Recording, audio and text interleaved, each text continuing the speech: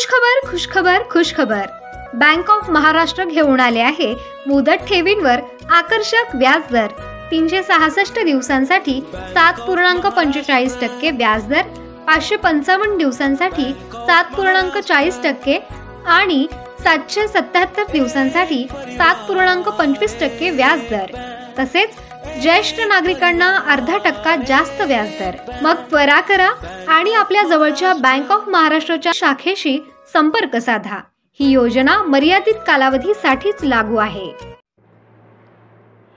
आपली भारतीय संस्कृती ही प्रत्येक मनुष्याला भूतदया शिकवते, म्हणजेच प्राणीमात्रांवर दया करणे शिकवते। या मूल्याची जपणूक करत आता उन्हाळा जवळ आला आहे आणि असे बरेच पक्षी आपल्याला आढळतात जे तहानलेले आहेत, मग ते पाणी पिण्यासाठी जातात आणि पाण्याच्या भटकंतीत असतात। अशातच त्यांच्यासोबत अनेक अपघात घडतात, त्यात ते जखमी होतात। असेच एक जखमी घुबडाला कावळ्यांनी रक्तबंबाळ अवस्थेत शाळेच्या मैदानात खाली पडले।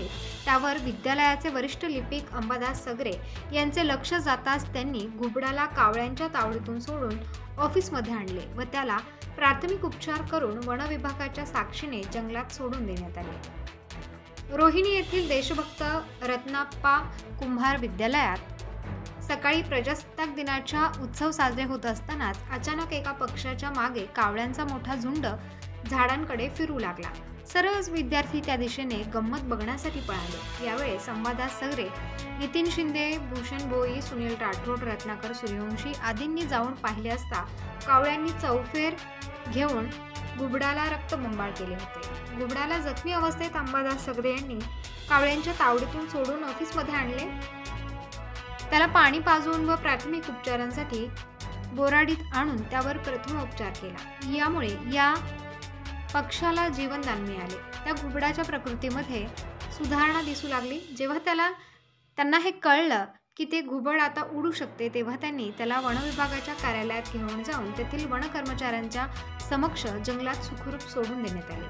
तेथील जंगल परिसरात त्याला सोडून घुबडाला जीवदान देण्यात आले। आपल्या परिसरात सध्या पक्ष्यांचे प्रमाण मोठ्या प्रमाणावर कमी होत असल्याने पक्ष्यांच्या विविध जाती नष्ट होत आहेत। त्याचाच हे घुबड दुर्मिळ जातीचे असून या पांढऱ्या घुबडाला हिंदू संस्कृतीमध्ये शुभ मानले जाते, तर काही लोक लक्ष्मीचे प्रतीक म्हणून ओळखतात। सध्या निसर्ग ऋतू बदलत असल्या कारणाने याचा परिणाम मानवाबरोबर पक्ष्यांवर देखील होतो।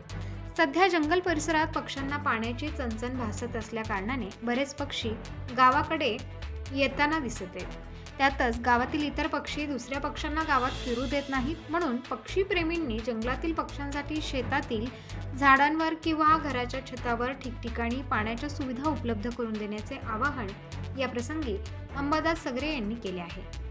या प्रसंगी अंबादास सगरे, लक्ष्मण गोपाळ, ग्रामविकास अधिकारी गायत्री देवरे, वनरक्षक तापीराम पावरा, वनमजूर सुरेश पावरा, पार्थ सगरे, भावेश पाटील आदींचे सहकार्य लाभले। तसेच अंबादास सगरे यांनी केलेल्या कार्याचे कौतुक सर्वत्र होत आहे। प्रबंधभूमी महाराष्ट्रासाठी विभागीय संपादक